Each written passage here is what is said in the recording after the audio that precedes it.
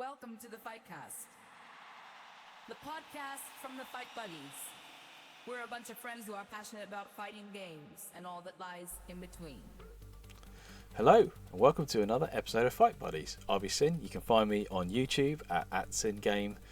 And as always, I am joined by my co-anchor and the only person I know to own a Terry Bogard jacket and hat is Hayabusa. How you doing, mate? I'm okay. But no, thank you for having me on again. And my YouTube is Hayabusa's Fight Palace. And as you could guess, I'm a big Terry Bogard fan. And that joins in very, very, very nicely because today we are bringing it to you. We're going to talk about Fatal Fury. Now, Fatal Fury, big series here. So we're not going to be able to fit this into one podcast. But the reason for us hitting it early is Q1 next year, 2025. Fatal Fury, City of the Wolves. Now, I could easily go off on one, how Mark of the Wolves is one of the greatest fighters of all time, but we're not even going to cover that today. Here, we're going to talk about the original three, including Special.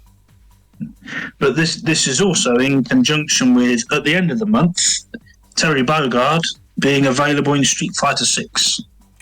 So, I mean, Terry Bogard is one of the most iconic characters, I think, in fighting game lore ever.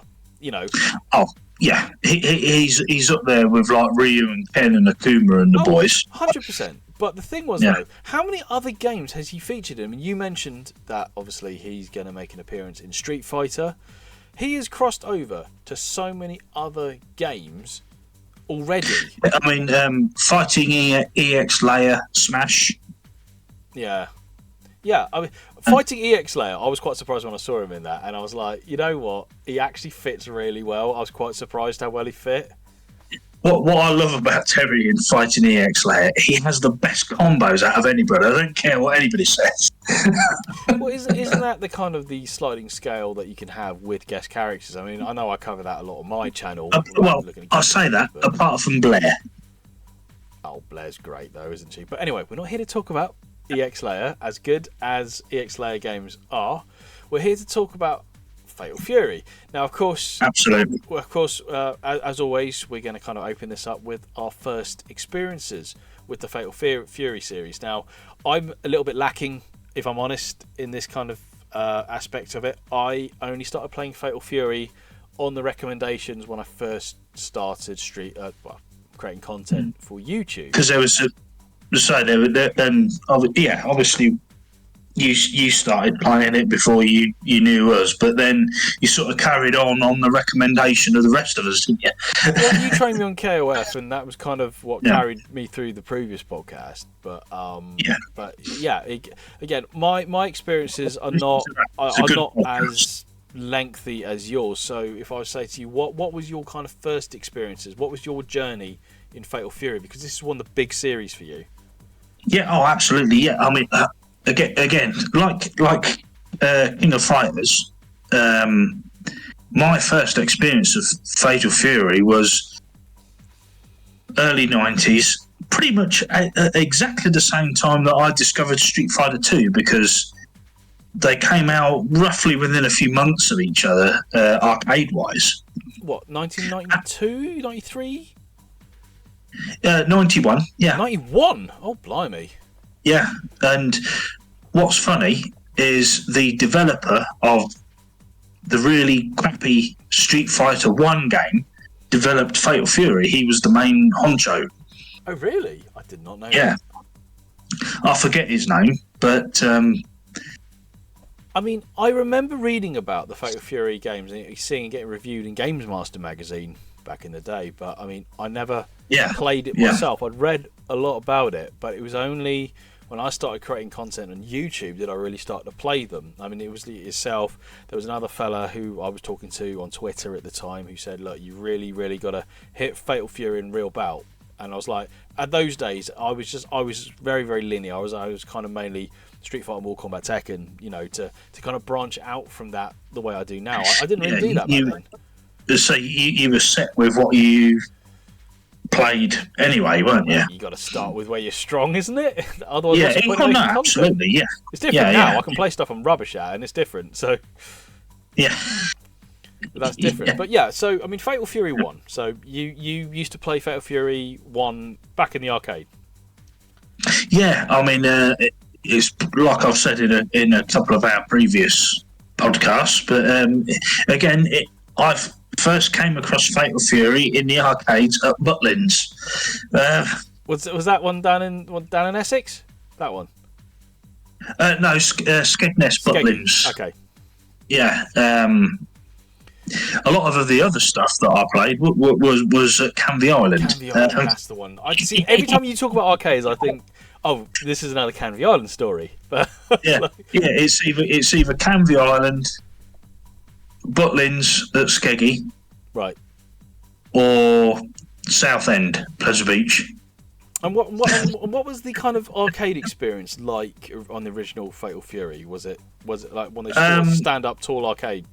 Sort of admittedly, because in Fatal Fury 1, you only get Terry, Joe, or Andy, and I thought, that's right. Well, that's crap. Oh, really? Because Street Fighter's got 8 people. Yeah, so you got a choice of 3. Yeah. But Terry looked the coolest, and then I persevered. And then when I found out that the home versions for the SNES and Mega Drive were actually pretty playable, I really got into it. You say that. I mean, I've played the Mega Drive version and the Neo Geo version, and there's a huge gulf in class between them for me. So I found the Neo Geo version was so fun to play, but the Mega Drive version was really belaboured. Do you know what I mean?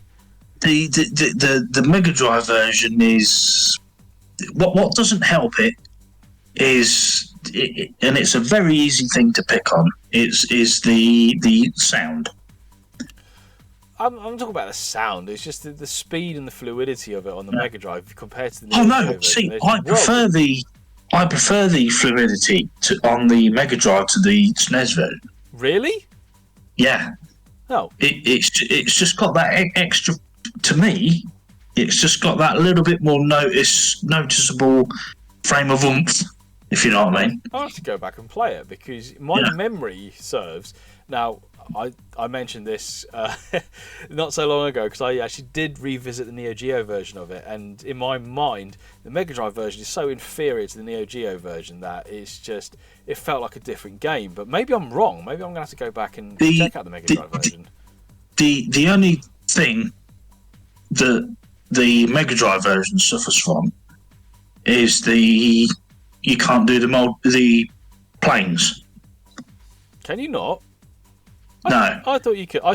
Well, that was kind of the core game mechanic that really set Fatal Fury apart from the other ones that threw me. In the SNES versions, you can, but it's detrimental to how good the game is. Yeah. Okay, yeah. I mean, that's the thing that kind of did throw me with Fatal Fury was the different planes of existence, if you will. That was the first game that I played that you could like kind of throw some hands at someone and they're actually buggered off and they're on another plane and you can't hit them. Yeah, and like when you actually play the arcade version, if you start winning, and the CPU will just start jumping from plane to plane, so you can't hit them. Now, obviously, you know the style of play that I do. I do favour when there's projectiles in a game. I do like zoning. Now, different planes of existence does hamper the ability to zone quite dramatically, in fact. It basically not completely negated it, but it made zoning almost not a thing. Yeah, which is kind of one of the core dynamics of like playing Street Fighter, for example. And 2D fighters, zoning, like proper old early 90s fighters, zoning was a key thing because there weren't any combos. No. That was the thing that sort of separated it, wasn't it? Yeah, no, I would agree with that. I mean, so Fatal Fury 1, that was Geese Howard, wasn't it? That was a challenging Geese game. Howard, and that was the one where when you did manage to beat him, he fell out of the top window. Well, that's right. But if you lost the match, your continue screen was you getting volleyed through a window. So yeah, I did like the fact is they did change it up that for that one screen for you continue, you were just basically just falling to your oblivion. So I mean, let's talk about Fatal Fury 1 then. As we said, the only playable characters you had in Fatal Fury 1 was the original trio, which was of course Terry Bogard, Andy Bogard, and Joe Higashi. That's exactly right. Yeah. So a bit like Art of Fighting, you only had Rio and Robert. Yeah, so maybe that was kind of the SNK way of doing things, though. But I mean, in defence of that, and I always say this, that nowadays in modern fighters, you don't really get what I call a bad character. They all have their merits. Whereas back in the old kind of fighting games, sort of 90s era, you did have characters which were just absolutely woeful. Fatal Fury didn't suffer from that. Joe, Andy and Terry were all really, really well-rounded, good characters. They were, how do we use the term, they were perfect meta. Yeah, that's how we'd refer to it now. They all had their pros and cons, but they all kind of, there wasn't one that was you'd consider weaker than the others. No, that's it. Because I mean, the character that would get picked the least, at least in my experience, would be Joe. Yeah. But he would have that.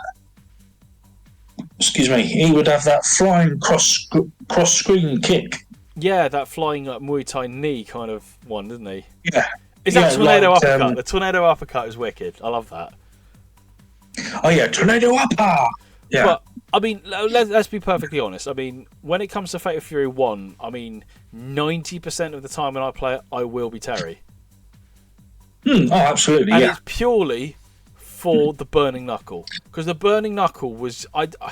Is it fair to call it OP? It was. I mean, it was quite stable, but it was like as good as. Put it this way: it's much more useful than a Tatsu. Yeah. I mean, you had Rising Tackle and you had his kind of axe kick, didn't you? Terry did. That's right. Yeah. So you had them, but I mean, it's all Power Wave, Burning Knuckle for me when I play original Fatal Fury. Oh, and speaking of Power Wave, Ground Wave, whatever you want to call it.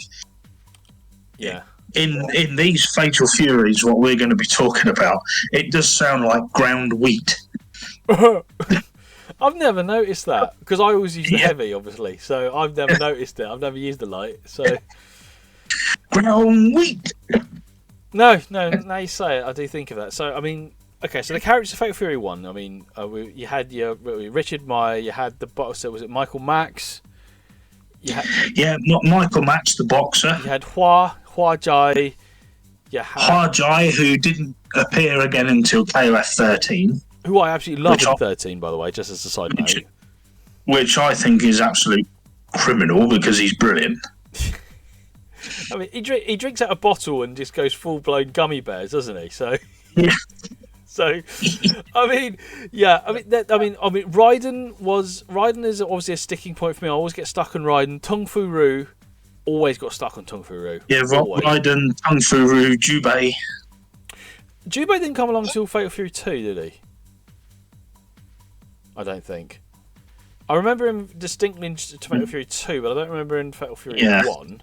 Yeah, 2 and special. Duck King, and he's in the story, he's Mai's and Andy's master. Right. Okay. I mean, again, I suppose Fatal Fury have done the legacy quite well with obviously the way they've evolved the characters, but because if you look at Mai and Jubei's throwing style, it's the same kind of throw. Oh, okay. So, even though the one throws dog turds at you and the other one throws fangs. Jubei Yamada, yeah. I remember saying that to you the first time I played Fatal Fury 2, which again was only 4 years ago, and I was like, "There's some dude. He looks like he's also throwing a cross on or a dookie," and I was just like, it just confused me. I mean, okay, right, so Fatal Fury 1. I mean, Raiden has given me so much grief in the past. Billy Kane's given me grief, and Geese Howard again. In terms of iconic final bosses, Geese is unbelievable. He's as well loved as much as he is disliked. But I mean, when you talk about the antagonists for kind of those fighting games, in terms of the evilness, the actual character, the aura of them, Geese Howard is up there with an M. Bison. Oh God, yeah.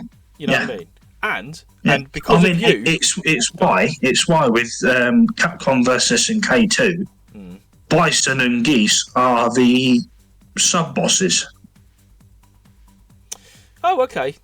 Yeah. I mean, I didn't realise that, but what I was going to say with Geese, and it's mainly because of you and Tekken 7, Geese's music is again that's one of the greatest sort of 16-bit soundtracks.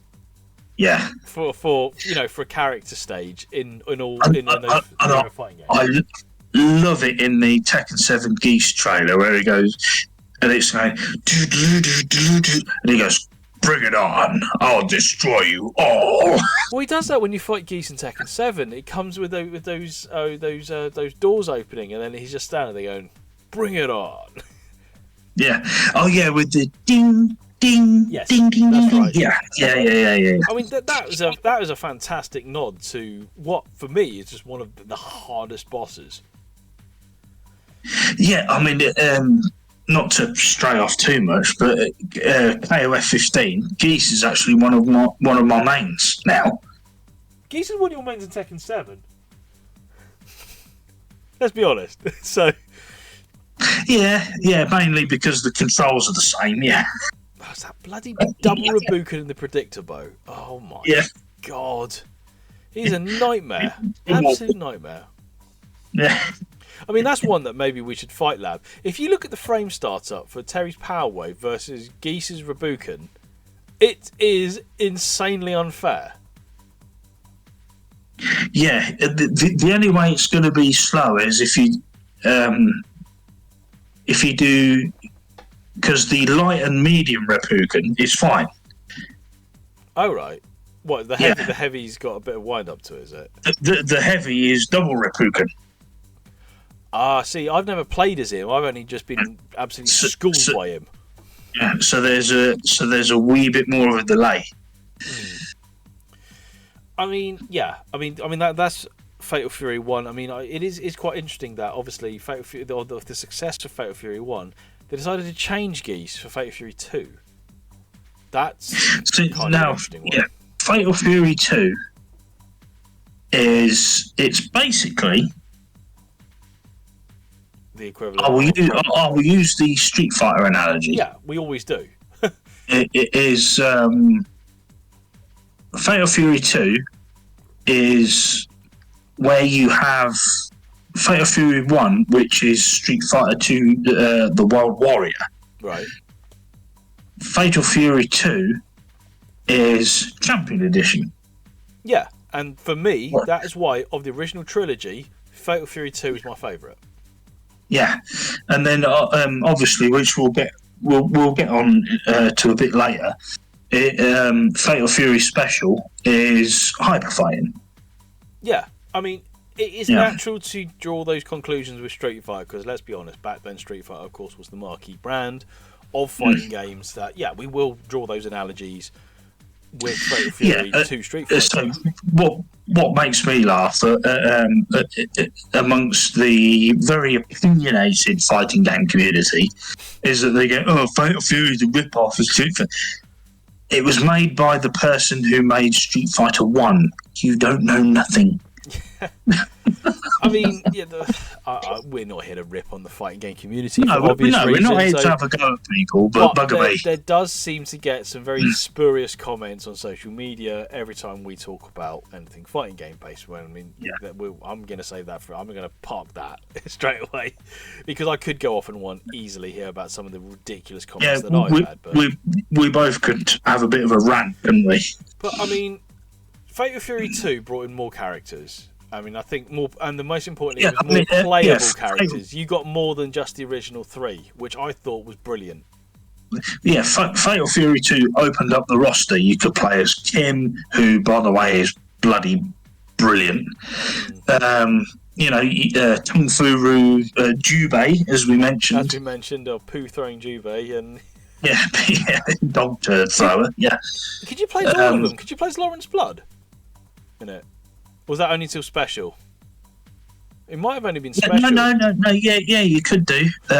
He played like Bison. Yeah, it's that spinning cape movie he's got that used to drive me up the damn wall. Yeah. You had that the guy from Hong Kong who smacks his bottom all the time, Cheng Sijan or whatever his name is. Oh yeah, in the green shirt. Yeah, that's right. There was him who had some. He had some fireball like kind of bounced up and down, a bit like the Tiger's fireball in Altered Beast. And it was funny when you hit him. Whenever you hit him, when he was in the middle of a specific move, you go, yeah. That sounds like the Kung Fu guys in Streets of Rage 2. Yeah. You thought I could do some. Yeah, I mean, again, okay. So for me, Fatal Fury 2 was the first Fatal Fury game I beat, and I mean, as good and as difficult as Wolfgang Krauser was, I found him a lot more manageable than Geese Howard. Oh yeah, I mean, even though Krauser has his certain bullshit moves, he was, like you say, much more manageable than Geese. Yeah. Because you know, for inexperienced players we were back then, we used to jump a lot. Yeah, it's the same way getting caught out when you face Rugal for the first time in King of Fighters. Exactly. Yeah. You just don't do it. Genocide gutter. Yeah. But with Geese, it would be predictable whack on the floor. That predictor bow really does my nut, because I didn't realise until recently the predictor bow can counter a sweep. Yeah. And I think that's ridiculous. Yeah. Oh yeah, because he has a high one, a mid, and a low. Yeah, but you don't know which one he's doing, and that becomes Tekken 8 level BS at that point, doesn't it? It becomes ultimate wankery. Yeah, it's just too much. It's just too much. Wolfgang Krauser again. Okay, right. So going back to Krauser again. But Krauser, he has one predictable move, right? Which he does. It's always mid. So if you do, like, I don't know, Terry's standing kick, because standing heavy kick, because Terry's got quite long legs for his, you know, you're just trying to poke, you know, just to keep distance. Yeah. Krauser will do that, and then he'll go leg tomahawk. So yeah. But, I mean, I must admit, I know Fatal Fury 2 pretty well. Probably a bit better than... Fatal Fury 1 and 2 I know relatively well. It's 3 the one that I think we were talking before we hit record here. There's huge gaps in my memory that lots of characters who got introduced in 3 I thought only came in real bout. Yeah, like Fango Bash and all them boys. Yeah, and you got Blue Mary, and we found a Sukaku is also that I don't remember him, and the 2 Jin twins. So Sub Commander Chonsu, Jin Wallbag, yeah. I honestly, I must admit, I'm not saying that Fatal Fury 3 is forgettable. I just don't remember it nearly as much as I do the first 2. I mean, it's like how people don't really go on about the first Street Fighter Alpha, that kind of thing, isn't it? Yeah. As good as Street Fighter Alpha is. Everybody talks about Alpha 2 and 3. That's because Alpha 3 is one of the greatest fighting games of all time, that's why. So. Yeah. There's become a common theme with me just randomly slapping that tag on things. But, I mean, I had to look up Fatal Fury 3. And I can hear half the comments going, what a terrible comment! But honestly, the fact is, before we hit record here, I had to look up who was in Fatal Fury 3 for me to remember. Because again, I don't remember Bob Wilson coming in until Real Bout. I don't remember him in 3 at all. Yeah. I think with 3 was by the time at that point you were telling me give Kim a go, and I think I did. And in the story, Bob Wilson is Richard Meyer's student. Yeah, I mean, again, Fatal Fury had started creating that legacy and passing the baton, which, for me, most other fighting game franchises want to do, but can't let go of their meta main characters. And whereas Fatal Fury weren't afraid of it. Yeah, like the Mishimas. Yeah, if we've already had a rant. Well, I've already had a rant about that. You've had a rant. Yeah. Yeah, I've definitely had a rant about that. But I mean, in terms of passing the baton, I mean, Street Fighter, even at 6, are still desperately trying to hang on to Ryu, aren't they? Yeah, but so the thing about Ryu now is that because he's not the meta anymore, it's people like Luke. But I mean, there's actually different strategy for Ryu now. Oh, really? Yeah, and it's funny because it's pissed a lot of people off. But I mean, like I said, we alluded to City of Wolves at the beginning, though. In terms of the kind of the legacy, passing it on. I mean, if you look, Terry technically's got Rock. Well, I'll say back in 1999, Rock was meant to be the passing of the torch. I mean, we just disclaimer for everyone who's listening here: we will be covering Garou Market of Wolves when we do City of Wolves. We're going to do them as a double feature. When City of the Wolves out, we'll be covering Garou as well. Yeah, exactly. Yeah. And in between that, we'll be doing Real Bout. Yeah, exactly. So I mean, that's to look forward to. So obviously, please subscribe to our channel, obviously, to kind of hear that in. But when we're talking about kind of the legacy of it, Fatal Fury have no problem passing the baton because they could easily phase out Terry Bogard. They won't because it's Terry Bogard, but they could easily do that with Rock Howard. I mean, and what helped the Fatal Fury popularity was the release of King of Fighters. Yeah, King of Fighters was that kind of confluence between that Art of Fighting and because Warriors. Because Art of Fight is set in Southtown. Ah, okay. So it's it's in the same universe as Rio and Robert and Mr. Karate and Mr. Big.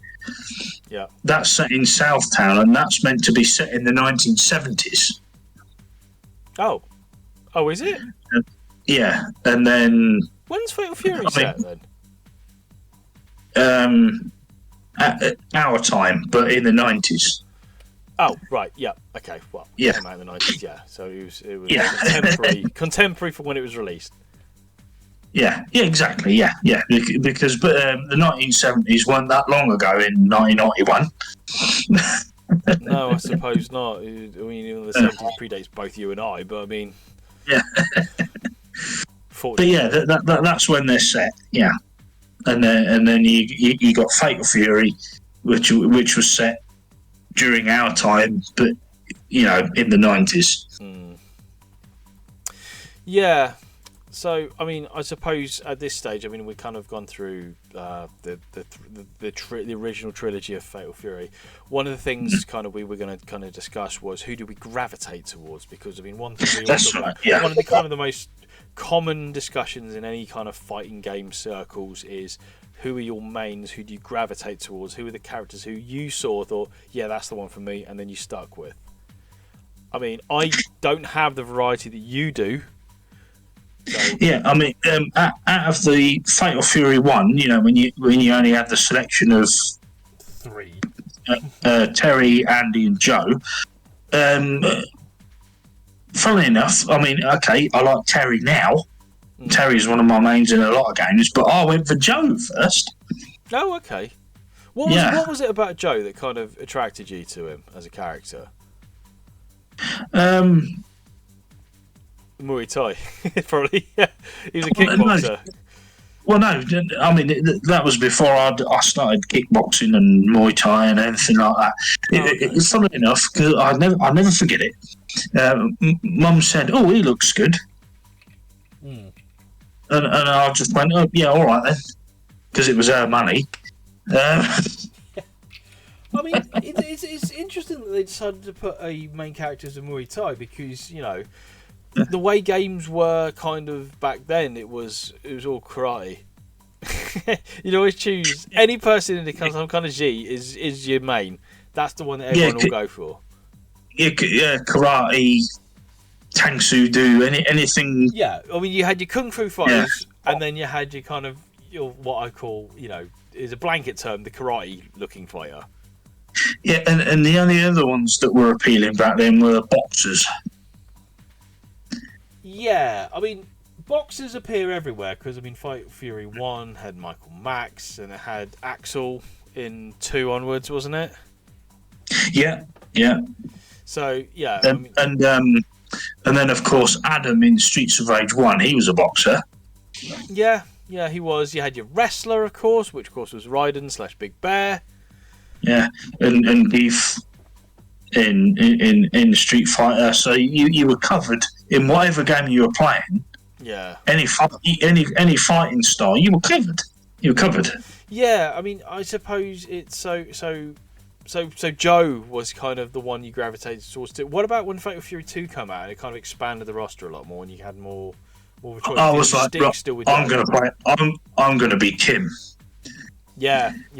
I mean, Kim, as ironically, as I mentioned with, I did a podcast with Johnny Beard, for example, and I was always saying that how, you know, the reason why I highly rate as a Tekken 3 character Hwang, because Hwang really brought Taekwondo into the main, you know. Yeah. But as much as the impact that Hwang made, Bayek first in Tekken 2 and then Hwang in Tekken 3.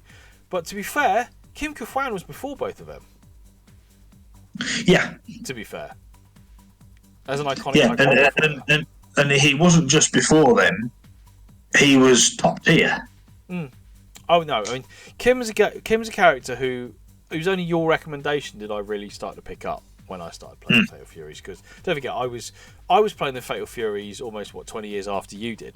So in all honesty, I'm still relatively new to the franchise. It's not a franchise I've grown up playing. Because you started playing FF just for the channel, wasn't it? Well, I did, to just kind of expand my kind of portfolio of fighting games I've done on YouTube. And I mean, I'm not going to lie for a minute. I mean, you're a big fighting man. It was just one that you hadn't played, wasn't it? It was a big damn franchise to not touch. But yes, that is true. Yeah, I hadn't even touched King of Fighters until I really met you. So that was only 4 years ago. So yeah, I always remember you. Every other week you're asking me for recommendation. Well, that's the beauty of content creation. When you know, in the days when I was streaming on Twitch, saying that you do. I mean, I did want to do fighting games. I go, but I don't want to just do the same fighting game. I hate being a one-dimensional creator. But that's probably why you and I are doing a podcast nowadays. So.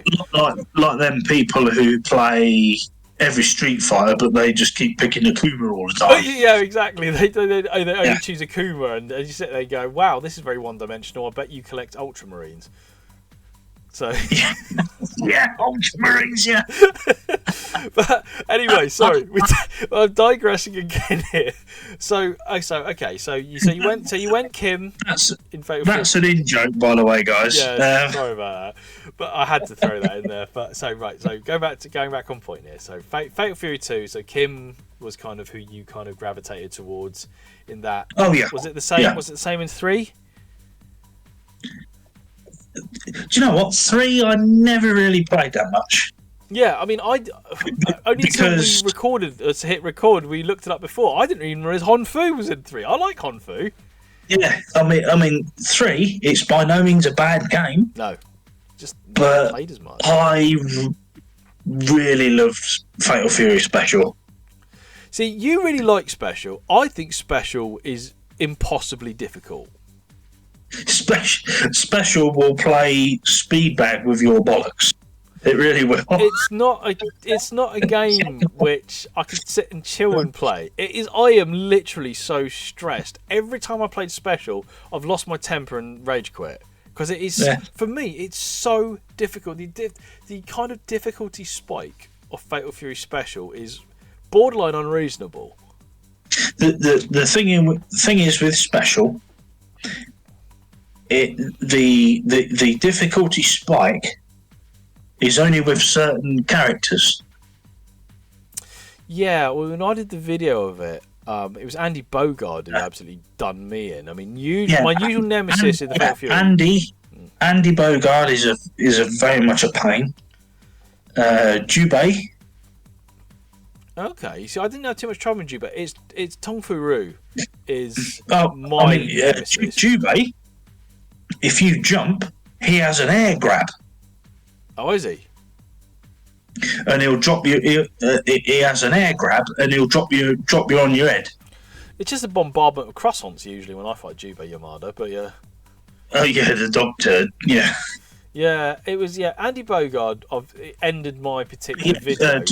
Kung Fu Ru, because he has the anti-air where he pumps himself up. That's the character that gave me the most face ache. I mean, it is quite cool that, I think Terry's got a special dialogue if you fight Tong Fu Ru, which I think is which is nice. Yeah, because when you beat him, Terry goes, "Thank you, Master Tongue." Blah blah blah blah. Yeah. Yeah. Yeah. See, that's a nice touch. I mean, I know it's a very very common one that when certain fighters face off each other in games like Tekken 8 now, there's a special dialogue between certain characters. Well, Fatal Fury Special did it back in '94, so. Yeah, I mean, the one I remember most with Terry is to go a bit off topic, is CVS 2 when Terry faces Ken. Yeah. And Ken throws him his hat back. Yeah. He just goes, "Soneo," and gives him his hat back. I mean, well, like I said, Terry seems eternal. He's featured in so many blooming games. I've actually. And by the way, I am actually wearing my Terry Bogard T-shirt.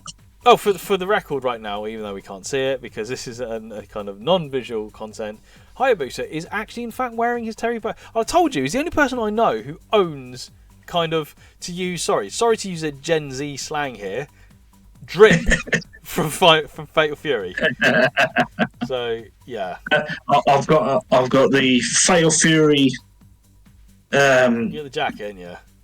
I've got the Terry Bogard red and white jacket. I've got the Fatal Fury baseball cap. The cap's cool. And I've got the T-shirt on as we speak.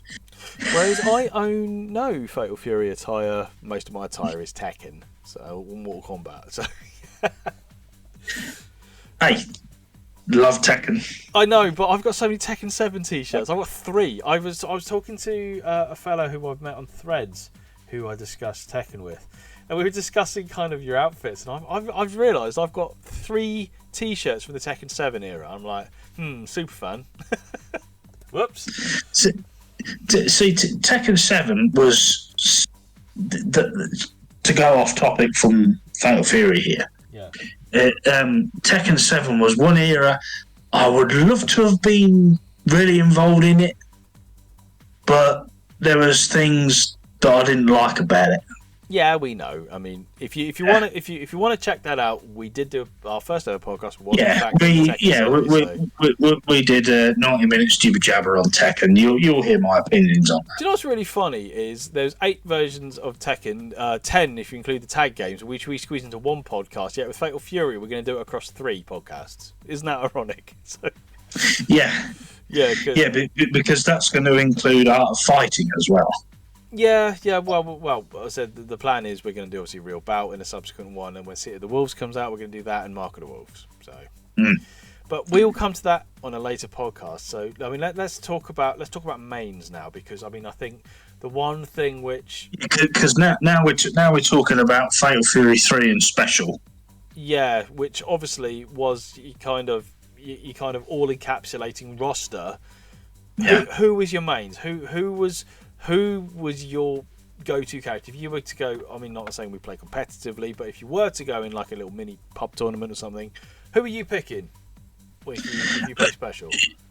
I mean, I'm going to go to Kim Kafwan immediately. Yeah, and right. I've seen you fight. And then obviously Terry, Geese. Yeah, you do play Geese, don't you? Actually. Yeah. I mean, I play Geese more in King of Fighters. Yeah. But Geese is never a bad shout in any Fatal Fury games because a lot of people, if you play the level that we play at, they'll jump. Yeah, well, I only stopped jumping because you told me to stop jumping. Yeah. So now I don't. That being said, I mean, if I play Street Fighter, I do jump a lot. That's because I play Cammy and Blanka. You kind of have to. Yeah, but so you do it with the right people. Oh, okay. No, I'll take that as a compliment. Thank you. Yeah, you do it with the right people. It's not like picking Ken and then constantly jumping and then wonder why you lose. Yeah, but I mean, with Kim, I'm guessing you don't jump a lot with Kim. Because Kim doesn't have a projectile. Yeah. The best keep away move is either his low kick, his crouching kick, or the flip kick that he does. Yes, I mean he's got that flip kick. He's got that one that he like kind of stamps him in midair as well repeatedly. Yeah, that's it. Yeah. Yeah. Yeah. When you jump, you do a Hadoken in the air, or in some games you hold down and press kick, and he does the yeah. Yeah. That's how in my experience of playing Kim. I mean, Kim's not a main of mine. I'm still kind of getting used to him because it was more a recommendation that I tried him out with when I was experiencing Special in 3, for example. But I mean, you know who my main is, who I gravitate towards, and I know people who have watched my content will roll their eyes because I get accused of playing as females all the time, but there's a reason for it. They fit the way that I play because my Shiranui is my main. Yeah, you like big tits. Well, it's not just that. But no, my can zone. Mine's got a good zoning game because she's got her. No, you're absolutely right because I hope she won't mind mentioning her on this channel. Is a good friend of mine, Lobrilla. Right. She plays Mai very, very well. And she knows when to throw the fan, when to. It's the fire. She's got that fire move and she's got the swallow dive. Yeah. That is the. And she knows when to retreat. Yeah. Yeah, and that's where I mean because it sounds. So, hi, Lobrilla, if you're listening. Shout out to Lobrilla. My, you know who was like Mortal Kombat wise, my main. When I'm not Sub-Zero or Sindel in 11, is always been Kitana. Now, it's ironic that I will gravitate towards a pretty lady who throws fans. I know that sounds incredibly niche, but again, it's the same tactic. You sucker them in. It's the same way that if you main Ryu and Ken, you throw your projectiles to sucker them in, and then you got your counters. But with Mai, you've got the Fire Blast, and you've also got that Swan Dive. It's zoning 101. Yeah. But you can play Mai and Rushdown, because I do. I get up in someone's face when I play Mai. No, that's it. Mai, you can play Rushdown in certain games because she has the flying elbow. Yeah. Well, yeah, but that evolved into a super though, didn't it? Where she does that elbow.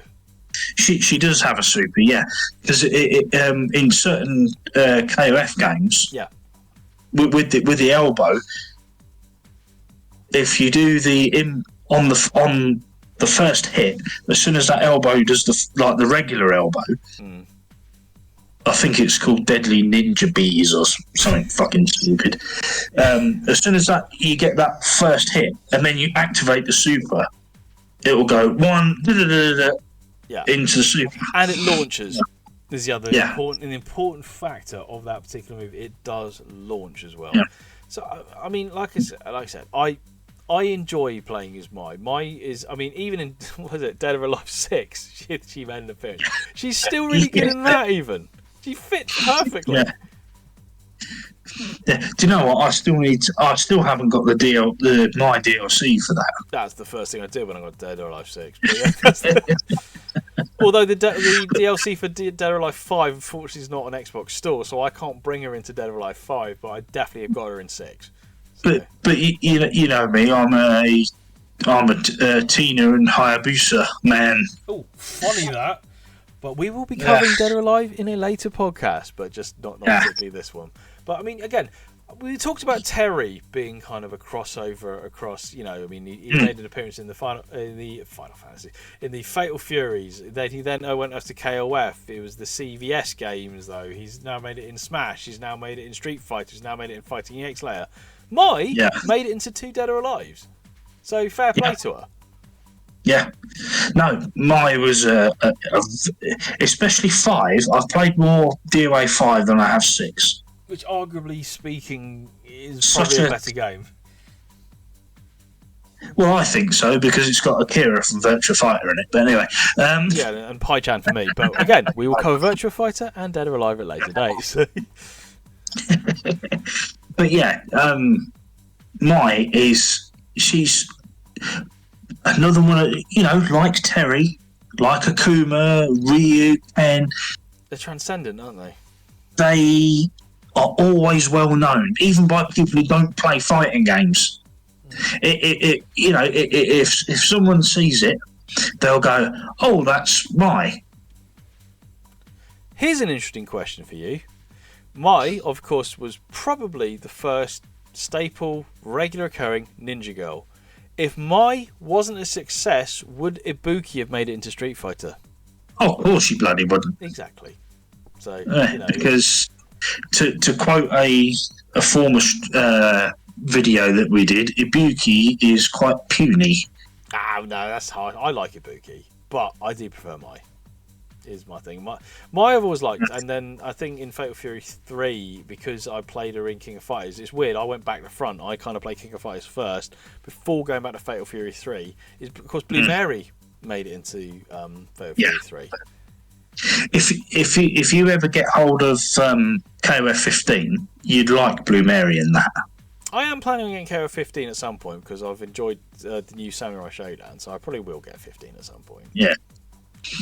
But yeah, Blue Mary is kind of your archetypal rushdown, because she will just, the way you play Blue Mary, you get up in their face, and that's a good character. I like characters where, and she's like old fashioned Terry. She's a cross between, I don't want to say a Shoto, because Terry not a Shoto, but because he had charge moves as well, and that's what like Blue Mary was as well. I don't count Terry as a Shoto at all. He probably is now. Oh, what? Because for Rising Tackle. What? It's a crescent. It's a hard crescent. It's Dragon Punch. Oh, not down up. No, not now. Oh, that's sad. That's sad. But saying that, it Denark makes them for some fantastic combos. Yeah. No, I don't deny that though. But yeah, it's the same as Power Dunk. But this is just it, right? There was such a huge. It felt like there was more special moves in Fatal Fury games than there was in Street Fighter. Street Fighter, you got each character had 3 special moves. Fatal Fury, you get 4 or 5. You compare. What we'll do is we'll compare Fatal Fury Special, right, with Super Turbo, because they are obviously equivalents of the different franchises for Street Fighter. Because those were the games that introduced supers for each franchise. Right. Okay. I mean, that's a very fair comparison of that. Then. Yeah. I mean, and yeah, you had. Let's take him for example. Okay. You do quarter circle back, half circle forward, and he does the. But that's what I mean. That's a proper super. That's a complicated input. Yeah, and that's 15 hits. Well, you deserve 15 hits to be able to pull the damn thing off. And the only one in Street Fighter that did 15 hits was Raging Demon. Oh, okay, yeah. Yeah. Which was an equally complicated input, if you ask me. I know you got muscle memory on it. I don't, but yeah. I've got to think about I donated 10 bits many a time. Yeah, because I had to blooming think about what I was blooming doing. That's the only reason I could pull it off. I wouldn't say I'd be able to do it off patter. It was a bit of trial and error. Not gonna lie, in it. But yeah, okay. So I mean, so we kind of covered, you know who was our mains. Was that? I mean, so obviously Kim was your main. We know you're a big Terry fan. Was there anyone else kind of in the roster who you gravitated towards, who you then turned into more of a main? Yeah, like I say, Geese.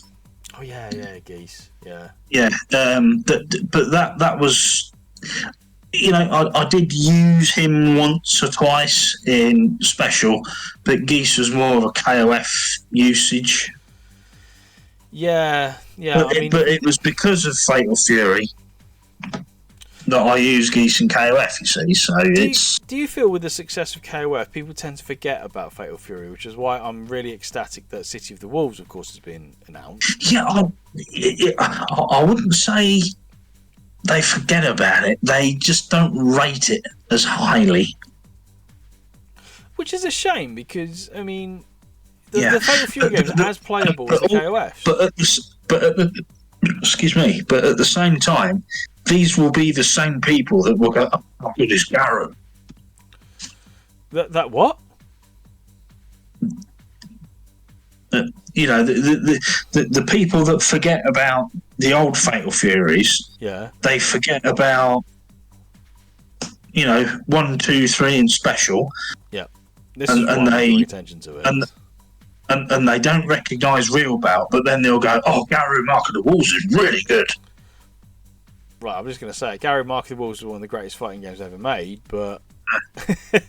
But yeah, you say that, but you also recognise the old ones. Well, yeah, you got to know where you're coming from. You can't just jump in halfway through. You can't start playing Tekken at 7.